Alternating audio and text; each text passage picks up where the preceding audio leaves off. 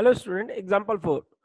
From a point P on the ground, the angle of elevation of top of 10-meter tall building is 30 degree.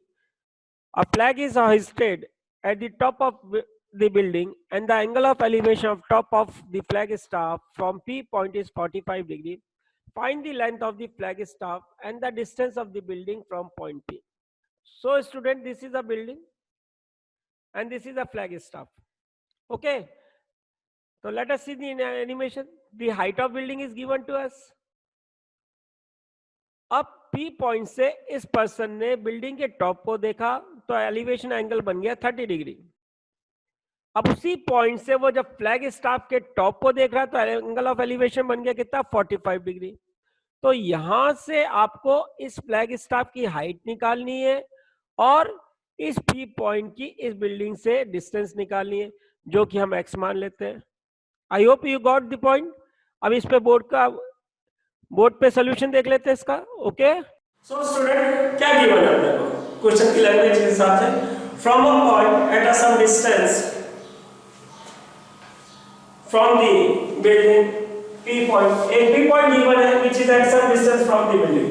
मान लेते हैं एक P point है यहां, the angle of elevation of top of building given अपने को, angle of elevation of top of building of 10 metre height, building की height given है इसकी,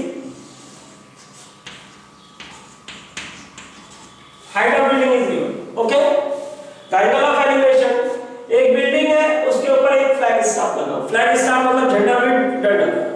ओके, अब जमीन में किसी P पॉइंट से बिल्डिंग के टॉप का एलिवेशन एंगल अपने को गिवन है, तो ये एंगल कितना अपने को गिवन है 30 degree. And angle of elevation top of the flag staff, top of flag staff ये है, तो इसका एंगल ऑफ एलिवेशन अपने को दे रखा है 45 degree.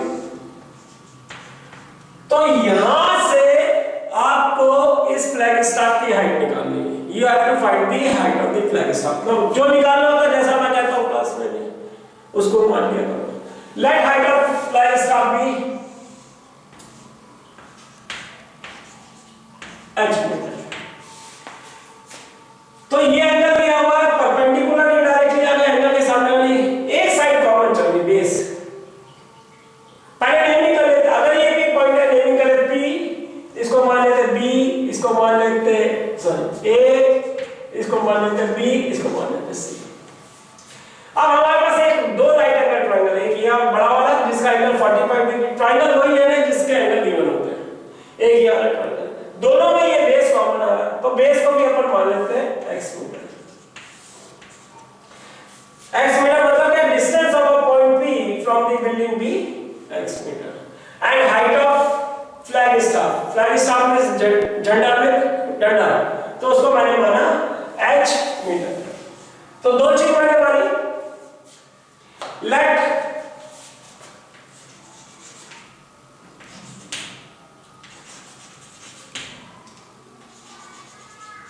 distance of point P from building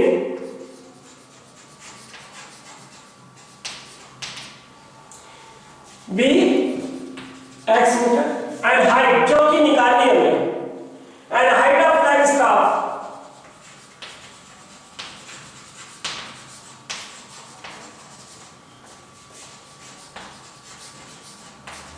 B h metre. Again हमारे पास दो ट्रायंगल है, एक ट्रायंगल दो राइट एंगल ट्रायंगल PAB और PAC। किसकी बात, कौन सा रेशियो लगेगा, परपेंडिकुलर जो एंगल के सामने वाली साइड की बात है, और एक बेस tan थीटा है ना, परपेंडिकुलर बेस होगा तो tan थीटा ही रहेगा। तो इन ट्रायंगल PAB, पहले इन राइट ट्रायंगल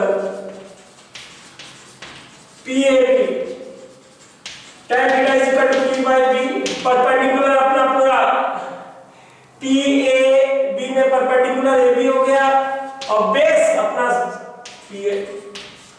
इस ट्रायंगल का PAB का थीटा आपको दे रखा है 30 degree, tan 30 degree is equal to height AB 10 है आपके पास और PA आपके पास x है।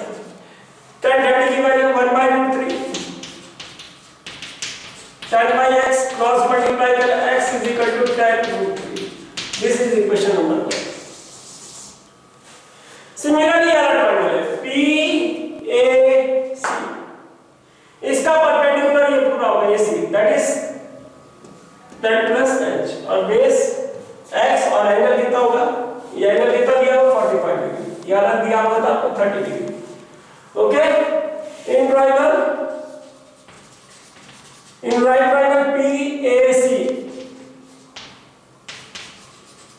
tan theta is equal to P by B, perpendicular, that is AC upon PA.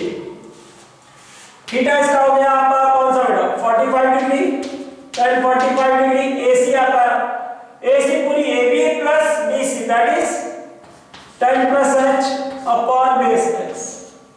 tan 45 की value 1 upon tan plus h upon x, cross multiply कर लें तो x is equal to tan plus h. Equation number 2. मेरी जो आदत होती है, जो मैं प्रेफर करता हूँ, दो ट्रायंगल हमेशा आपके पास होते हैं, दोनों ट्रायंगल में रेशियो लगा के क्रॉस मल्टीप्लाई करके आप इक्वेशन बना लीजिए, फिर जो निकालना हो उसके हिसाब से सब्स्टिट्यूशन देखिएगा. ओके, तो आपने को निकालना है h, तो x की वैल्यू आप पुट करना है. इस बार equation 1 into using equation 1 in equation 2, तो इस x की वैल्यू यहां रख देंगे, तो x की वैल्यू अपने पास थी 10√3 is equal to 10 plus h. h निकालना है तो 10 की यहां पे साइड चेंज करेंगे, ये बन जाएगा 10√3 minus 10 is equal to h. 10 common निकल रहा है, that is √3 minus 1 is equal to h. अगर क्वेश्चन में √3 की वैल्यू मेंशन है तो यूज कर लीजिएगा, तो आपका बनेगा और h इज इक्वल टू 10 √3 की जगह 1.732 minus 1, that is 9 into 1.732 minus 1 क्या बनेगा 0.732. जब 10 से मल्टीप्लाई करेंगे बन जाएगा 732 h. आंसर हमेशा स्टेटमेंट में लिखिएगा 10.